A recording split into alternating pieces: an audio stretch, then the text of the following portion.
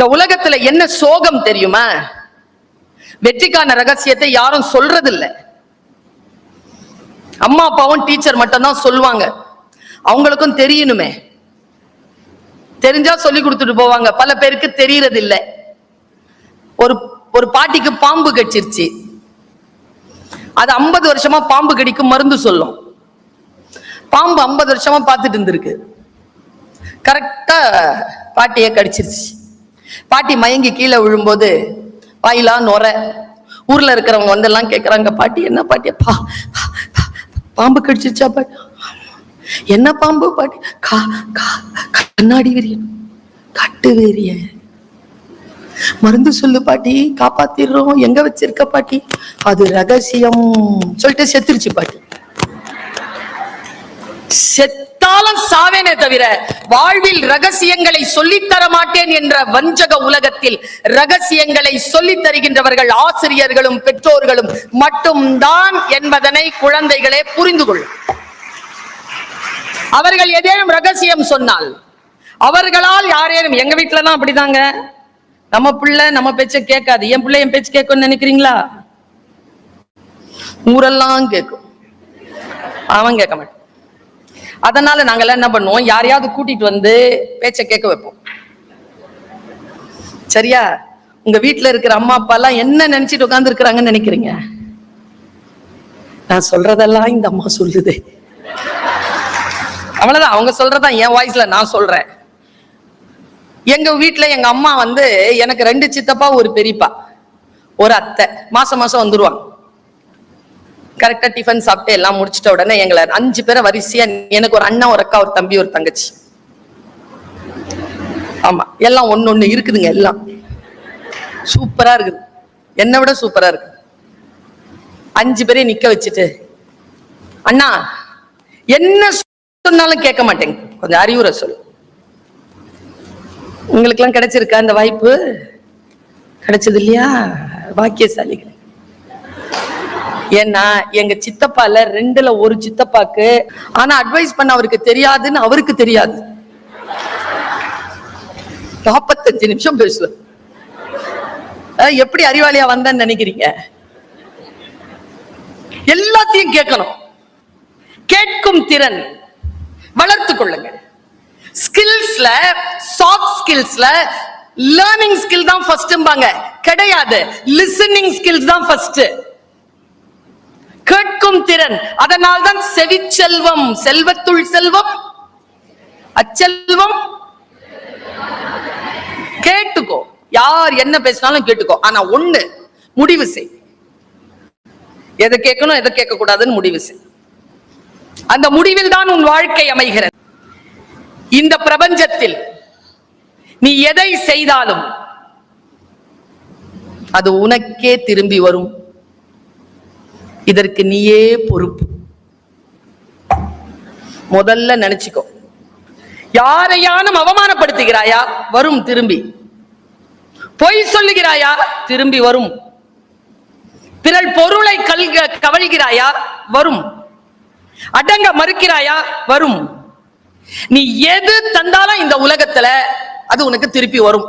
இந்த பிரபஞ்சம் மிக மிக மிக மிக வலிமையானது. உன்னுடைய எண்ண தீவிரம் தான் இந்த பிரபஞ்சத்தை இயக்குகிறது.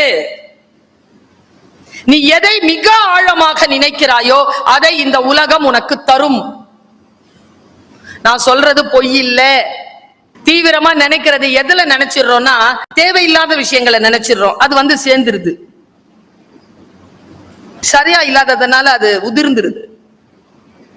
மிக தீர்க்கமான விஷயங்களை உன் எண்ணங்களில் வை. இந்த பிரபஞ்சத்திற்கு ஒன்று தெரியும், நீ எதை செய்கிறாயோ அது உனக்கு திருப்பி செய்யும். நான் தான் சொல்லுவேன், நீ எதை தேடிக்கொண்டிருக்கிறாயோ அது உன்னை தேடுகிறது. இந்த மாதிரி 17-18 வயசு பசங்க கிட்ட போய் சொல்லிட்டேனா, அவன் எழுந்து ஒருத்தன் கேட்கறான், சென்னையில சார் ஒரு காலேஜ்ல, மேடம் இன்னொரு வாட்டி சொல்லுங்களா மேடம், ஐயோ புள்ள கத்துக்க போகுதுன்னு. நீ எதை தேடுகிறாயோ அது உன்னை தேடுகிறது. நிஜமாவா மேடம்? நம்பலாமா மேடம்? நான் எதை தேடுகிறேனோ அது என்னை தேடுகிறதா மேடம்? டேய், நான் சொல்ல வந்தது வேறடா. ஆனால் இதையும் சொல்கிறேன், நீ ரொம்ப தீவிரமா யோசனை வந்துரும். அதில் இறையருள் இல்லை என்றால் அது நிலைக்காது. அதில் உன்னுடைய பண்பாடுகள் உள்ளே அடங்கவில்லை என்றால் அது நிலைக்காது. ரொம்ப அதிகமா எதையும் தேடாது. Let it be. நீ எதை செய்கிறாயோ அது உனக்கு திரும்ப வரும். இது பிரபஞ்ச ரகசியம். முதல் விதி, இதை புரிந்து கொள். இரண்டாவது, சூப்பர், வாழ்க்கையில் எதுவும் அதுவாக நடப்பதே இல்லை. நமக்கு தேவையானதை நாம் தான் செய்து கொள்ள வேண்டும். அதுவாக எதுவுமே நடக்காது.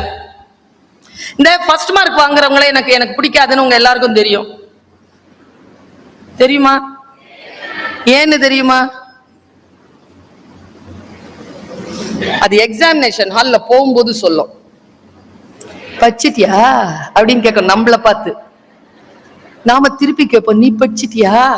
ஒண்ணுமே படிக்கலப்பா. ஒண்ணுமே படிக்காம தான் நீ ஃபர்ஸ்ட் மார்க் வாங்குறியா? நம்பவே நம்பாதீங்க. உனக்கு எதுவும் தானாக அமையாது. நீதான் அதை நிகழ்த்தி காட்ட வேண்டும்.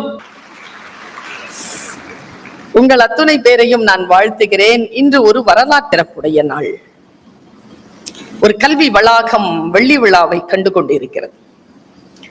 இந்த வெள்ளி விழாவை கண்டு கொண்டிருக்கக்கூடிய இந்த நேரத்தில் விருது பெறுவதும், இந்த கல்லூரியில் பணிபுரிவதும், இந்த கல்லூரியில் படிப்பதும், இந்த விழாவுக்கு பேச்சாளராக வருவதும் எல்லாம் வரலாறு தான்.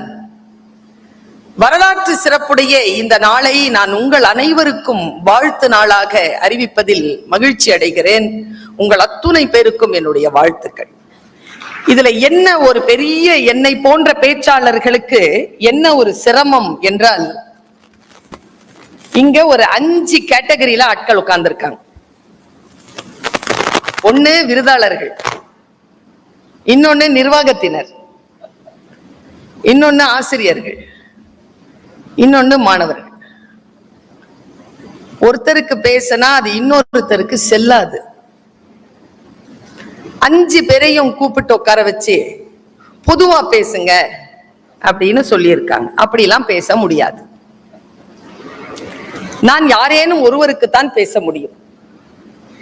யாருக்கு பேசலாம் என்று நினைக்கிறேன். மாணவ கண்மணிகளே, உங்களுக்காக பேசுகிறேன்.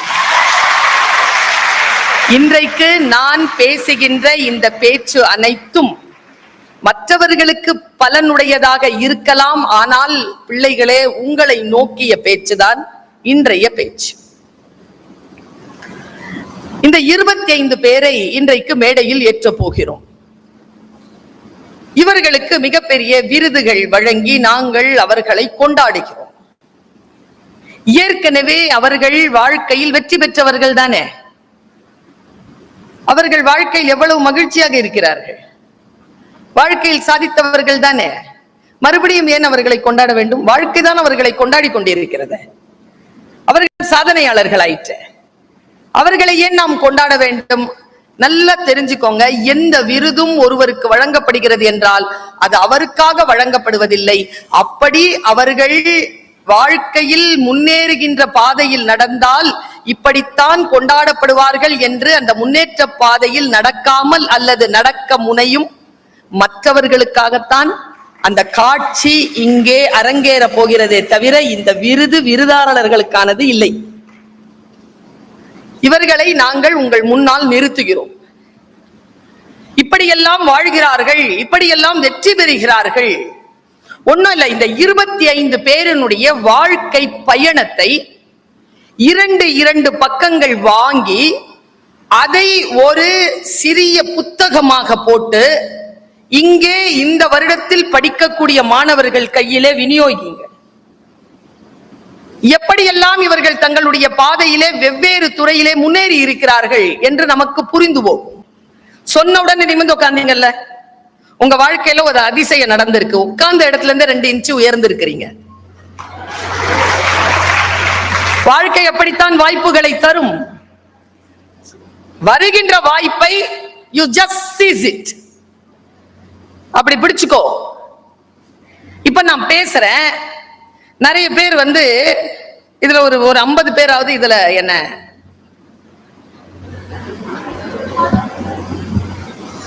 சுவிட்ச் ஆஃப் பண்ணிடுங்க. இல்ல சொல்றேன் கேளுங்க, சுவிட்ச் ஆஃப் பண்ணிடுங்க. இது வரைக்கும் என்ன எதுல பார்த்திருக்கீங்க? இதுல தானே. இன்னைக்கும் இதுலயே பாக்குறீங்க. நேர்ல வந்திருக்கேன்ல, எவ்வளவு 1000 கிலோமீட்டர் நேர்ல பேச்ச கேட்கறதுக்காக உங்களுக்காக தானே வந்திருக்கேன். அதை ரெக்கார்ட் பண்ணி யாருக்கோ காட்டுறதுக்காக இந்த நேரத்தை போய் பயன்படுத்துறீங்க. 1/2 மணி நேரத்துல யூடியூப்ல வந்துடும். யாருக்காவது ஏதேனும் செய்து விட வேண்டும், மற்றவர்களுக்கு ஏதேனும் கொடுத்து விட வேண்டும் என்ற துடிப்பில் இருக்கக்கூடியவர்களுக்கு சொல்லுகிறேன், முதலில் இன்று இந்த வினாடியில் இருந்து ஒரு விஷயத்தை மனதில் வைத்துக் கொள்ளுங்கள். உங்களை வைத்துக்கொண்டு உங்களுக்கு என்ன திட்டம் என்பதனை இன்றைக்கு நீங்க பிளான் பண்ணிக்கோங்க. அடுத்தவர்களுக்காக எவ்வளவு திட்டங்கள் தீட்டுகிறோம்.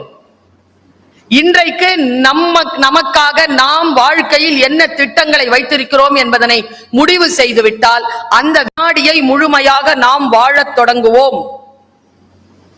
மாணவ கண்மணிகளுக்கு ஒரு மிகப்பெரிய பேருண்மையை சொல்லுகிறேன்.